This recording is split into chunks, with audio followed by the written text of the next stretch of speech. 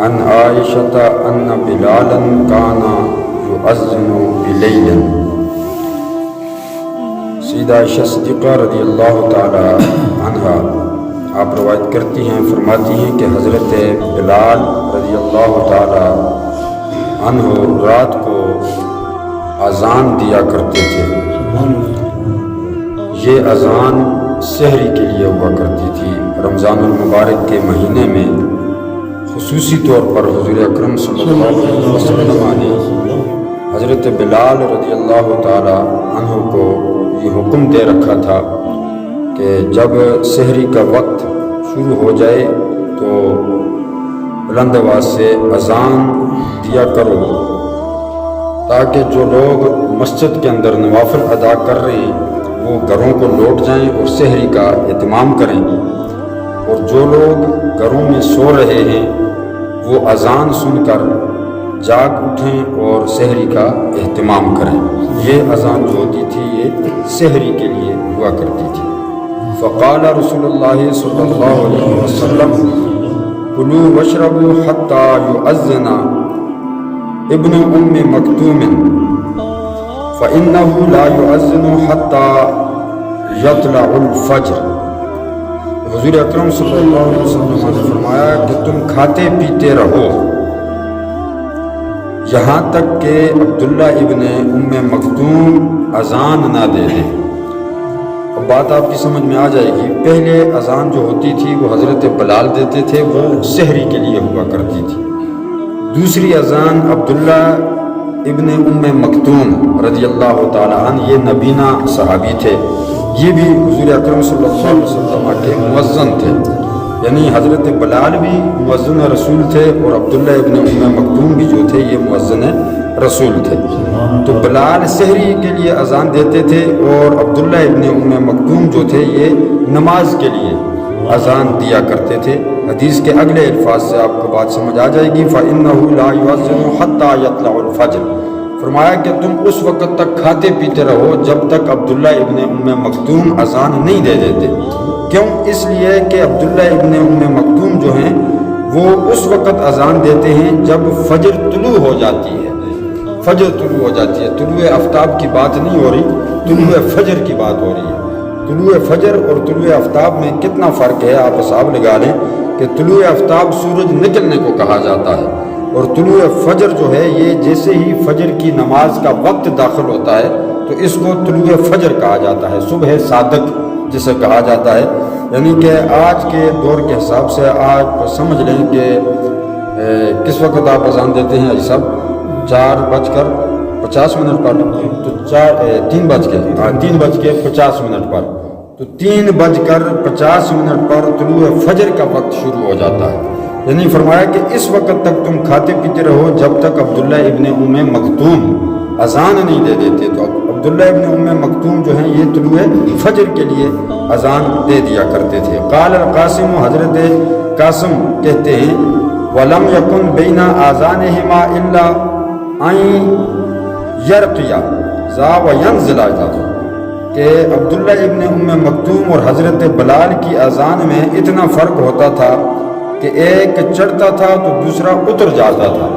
یعنی کہ یہ چڑھنا اور اترنے سے مراد یہ ہے کہ اذان جو ہے وہ بلند مقام پر دی جاتی تھی، کسی اونچے مکان پر یا مینارے پر یا اونچی جگہ پر اذان دی جاتی تھی. تو سحری کے لیے بلال اذان دے کر اترتے تھے، تو پھر جب وقت ہو جاتا تھا فجر کا تو پھر عبداللہ ابن ام مکتوم جو ہیں یہ اونچی جگہ پر چڑھ کر اذان دیا کرتے تھے فجر کی نماز کے لیے. عن سہل بن سعد قال كنت اتسحر فی اہلی. حضرت سہل بن سعد السعدی رضی اللہ تعالی عنہ آپ فرماتے ہیں کہ میں اپنے گھر میں سحری کیا کرتا تھا. ثم يكون سرعتی ان ادرک السحور مع رسول اللہ صلی اللہ علیہ وسلم. پھر میں جلدی سے جاتا تھا اور حضور اکرم صلی اللہ علیہ وسلم کے ساتھ نماز پڑھا کرتا تھا. یعنی کہ یہ بھی دیکھیں کہ سنت سے یہ بات بھی ثابت ہے، حدیث سے ثابت ہے کہ رمضان شریف میں جلدی نماز ہم پڑھتے ہیں. یعنی جیسے ہی اذان ہوتی ہے تو اذان کے 15-20 منٹ بعد ہم فجر کی نماز پڑھ لیتے ہیں سحری کا وقت ختم ہونے کے بعد. تو یہ بھی سنت سے ثابت ہے کہ حضور اکرم صلی اللہ علیہ وسلم بھی رمضان شریف کے مہینے میں فجر کی نماز جلدی پڑھا کرتے تھے، اور اس کی وجہ یہ ہے کہ جلدی نماز پڑھنے سے لوگ جو ہیں وہ زیادہ نماز میں جماعت میں شامل ہو جاتے ہیں، تو جتنے زیادہ نمازی ہوتے ہیں اتنے زیادہ ثواب اللہ عطا فرماتا ہے، یعنی جتنے زیادہ نمازی ہوں گے ثواب اتنا زیادہ ہوگا۔ تو حضرت سہل بن سعد فرماتے ہیں کہ میں سحری اپنے گھر میں کر کے جلدی جلدی جاتا تھا تاکہ میں رسول اللہ صلی اللہ علیہ وسلم کے ساتھ نماز پڑھ لوں۔ عن زید بن ثابت قال تسحرنا مع رسول اللہ صلی اللہ علیہ وسلم، حضرت زید بن ثابت رضی اللہ تعالیٰ عنہ فرماتے ہیں کہ ہم نے رسول اللہ صلی اللہ علیہ وسلم کے ساتھ سحری فرمائی، ثم قام الى الصلاۃ، پھر حضور اکرم صلی اللہ علیہ وسلم نماز کے لیے کھڑے ہو گئے۔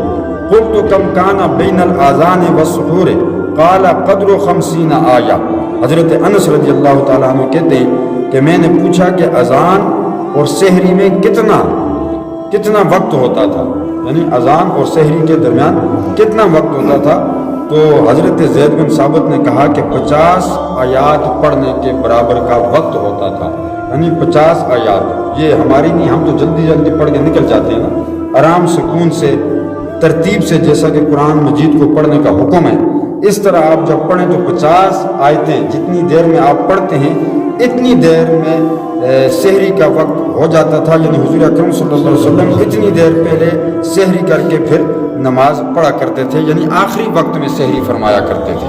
آخری وقت میں سحری کرنا سنت ہے، یعنی کہ جس وقت بند ہونے کا وقت شروع ہوتا ہے اس کے قریب قریب سحری کر کے روزہ بند کر لینا۔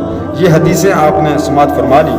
اب تھوڑا سا اس بات پر غور فرمائیں کہ عموماً لوگ اس بات کو دلیل بنا دیتے ہیں کہ جی جب تک اذان نہیں ہوتی ہم کھاتے پیتے رہیں گے، یعنی کہ اذان کے درمیان بھی بعض لوگ کھاتے پیتے رہتے ہیں۔ تو خیال رہے کہ آج کل جو ہم اذان دیتے ہیں یہ اذان روزہ بند کرنے کے لیے نہیں ہوتی، بلکہ یہ اذان نماز فجر کے لیے ہوتی ہے۔ وہ جو اذان کی بات ہو رہی ہے وہ آپ نے دیکھ لیا کہ حضرت بلال سحری کے لیے اٹھانے کے لیے لوگوں کو اذان دیا کرتے تھے، اور عبداللہ ابن ام مکتوم جو ہے وہ نماز فجر کے لیے اذان دیا کرتے تھے۔ اس لیے حضور نے حکم دے دیا جب سحری کا وقت ختم ہو جاتا تھا تو عبداللہ ابن ام مکتوم جو ہیں یہ اذان دیا کرتے تھے۔ آج کے دور میں آپ یوں سمجھ لیں کہ جیسا کہ 3:50 پر ٹائم ختم ہوتا ہے سحری کا، تو 3:50 سے پہلے آپ روزہ ہر حال میں بند کریں گے، ہر حال میں بند کریں گے۔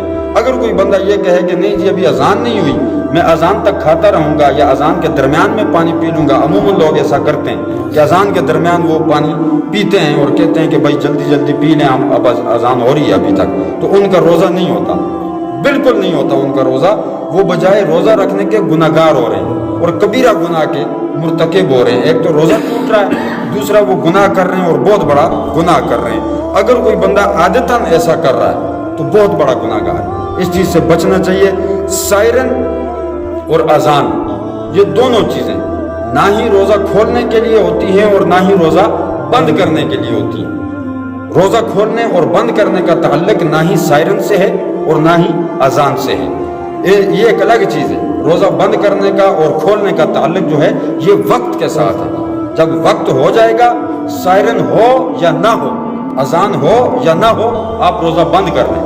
وقت ہو جائے، سائرن ہو یا نہ ہو، اذان ہو یا نہ ہو، آپ روزہ کھول سکتے ہیں جب وقت ہو جائے۔ تو وقت آج کے دور میں میرے خیال میں کوئی مشکل نہیں ہے، ہر بندے کے پاس گھڑی ہے اور ٹائم سب کو پتہ ہے کہ کس وقت روزہ کھلتا ہے اور کس وقت روزہ بند ہوتا ہے۔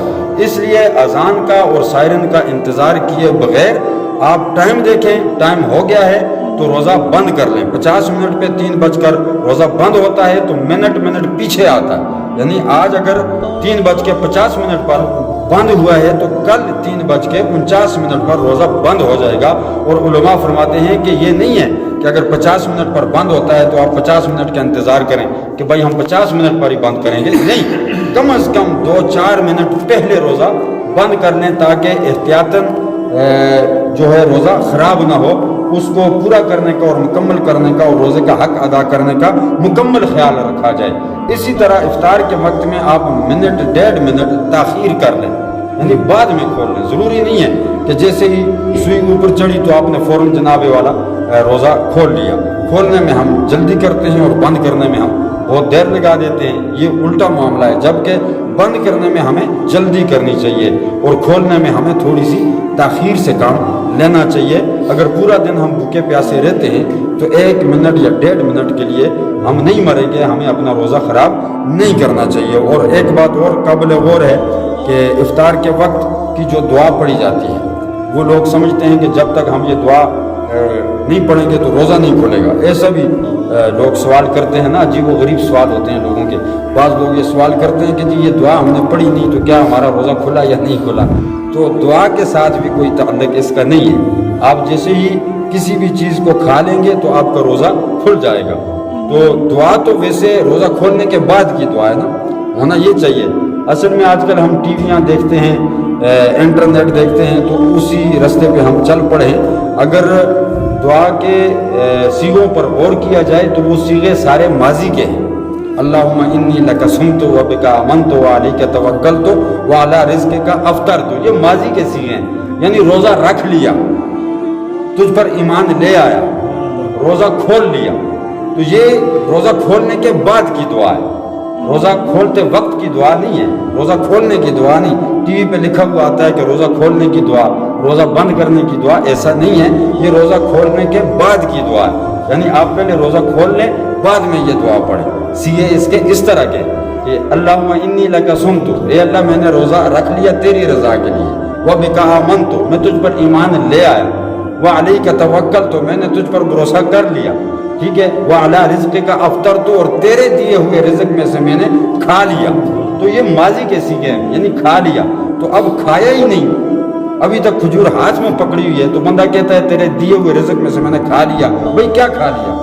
کھجور تو ابھی ہاتھ میں، ابھی تو کھایا ہی نہیں ہے، ٹھیک ہے۔ تو یہ روزہ کھولنے کے بعد کی دعا ہے۔ اسی طرح ان چیزوں پر بڑا غور کرنا چاہیے۔ ہمیں دین کی سمجھ نہیں ہوتی، بعض باتوں کی سمجھ نہیں ہوتی، تو اس میں ہم من گڑت مسائل نکالتے ہیں، مسائل اخذ کر کے ہم پھر سوالات و جوابات کرتے ہیں۔